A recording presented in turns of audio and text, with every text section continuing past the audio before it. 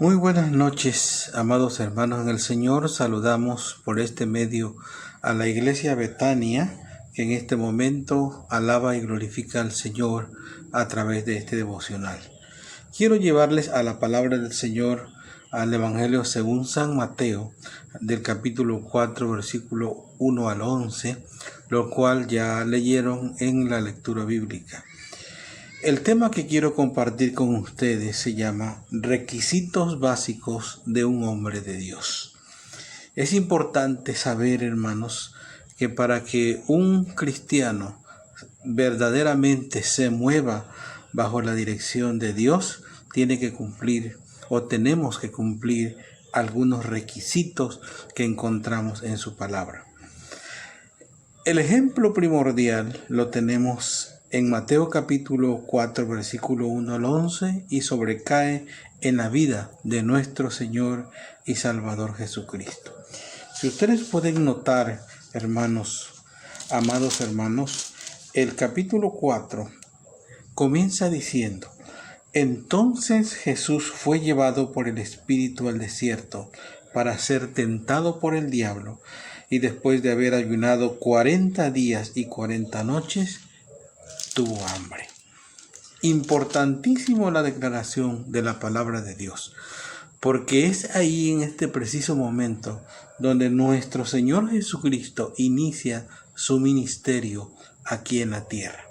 Y vean, hermanos, que para que nuestro Señor Jesucristo iniciara su ministerio, Él tuvo que cumplir con estos requisitos básicos de un hombre de Dios. Y el primer requisito, hermanos, lo encontramos en el primer verso. Dice la palabra del Señor: Entonces Jesús fue llevado por el Espíritu al desierto. Si ustedes notan en su Biblia, hermanos, la palabra espíritu está con mayúscula, y eso significa que se refiere a la tercera persona de la Trinidad. Entonces, ¿qué quiere decir esto? En nuestro primer punto es que uno de los requisitos principales de un hombre de Dios, número 1, es estar bajo la dirección del Espíritu Santo de Dios. Ese sería el primero y quizás podía yo decirle el más sobresaliente de los puntos importantes de un requisito básico que nosotros como siervos y como hijos de Dios debemos tener, y el ejemplo lo tenemos en nuestro Señor Jesucristo. Toda la vida y todo el ministerio de nuestro Señor Jesucristo fue aprobado, dirigido por la obra del Espíritu Santo en su vida. Y ustedes podrían decir, bueno, si Jesucristo era la segunda persona de la Trinidad, entonces ¿por qué tendría que estar bajo la tercera persona de la Trinidad? Así estaba dispuesto, hermano, porque el Espíritu de Dios, el Espíritu Santo, es quien iba a dirigir toda la obra redentora que nuestro Señor Jesucristo realizaría en la cruz del Calvario por ti y por mí. Tenía la aprobación del Padre en la ejecución de la salvación en la vida del Hijo, y la aprobación del Espíritu Santo en la obra redentora de este mundo. Entonces, el primer requisito es estar bajo la dirección del Espíritu Santo de Dios.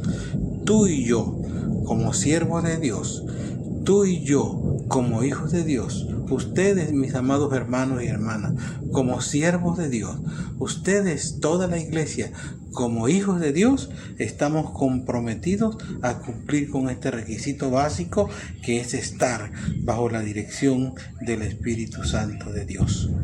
Número 2. El segundo requisito también lo encontramos en el capítulo 4, versículo 2.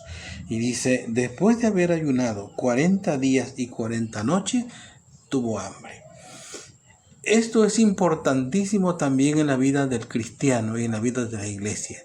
No solamente el ayuno que significa no comer nada, sino el ayuno que va acompañado de la oración, del sacrificio, que es la oración y el sacrificio que es no tomar alimento. Es importantísimo, hermano, que la oración tome también el primer lugar en la vida del cristiano.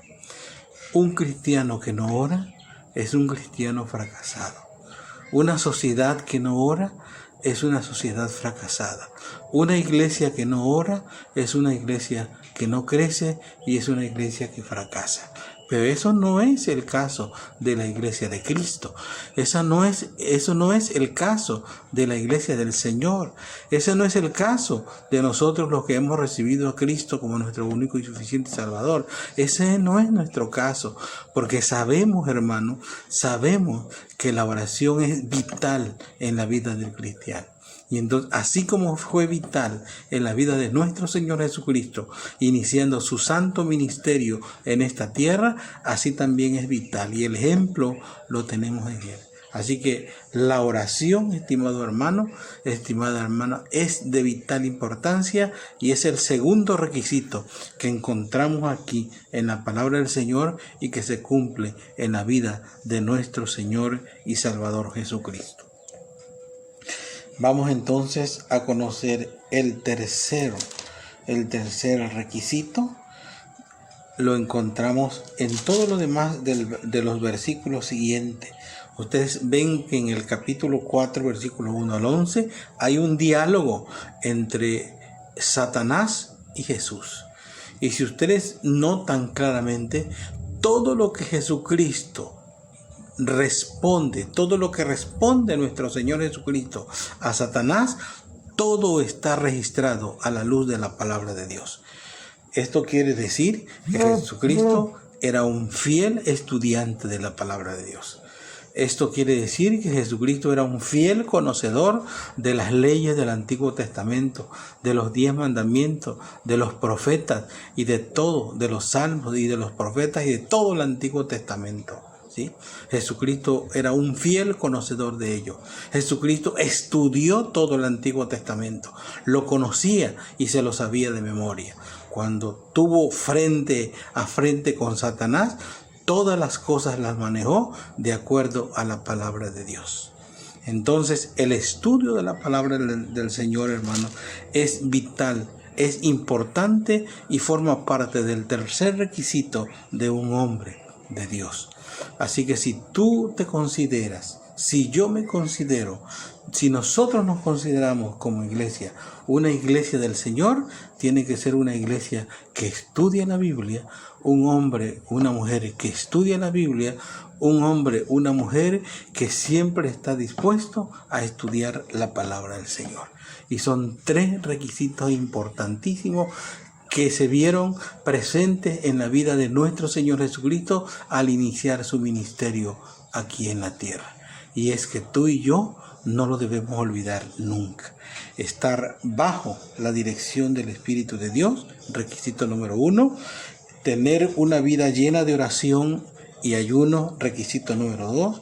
Y tener el estudio bíblico continuo en nuestra vida, en nuestro hogar, en nuestra iglesia y en todo donde nosotros nos movamos, que la Biblia sea nuestra verdadera lámpara en nuestro camino.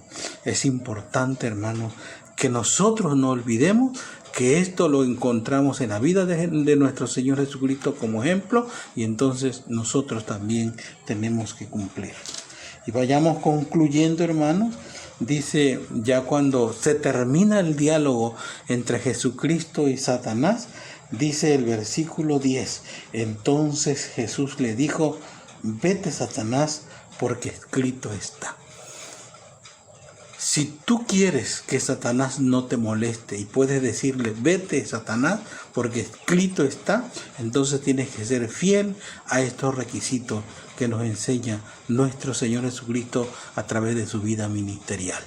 Y si esto es realidad de nuestra vida, vean ustedes el resultado en el versículo 11 del capítulo 4.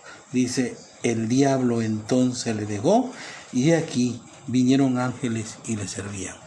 Hermanos, ¿quieres que el diablo ya no te moleste?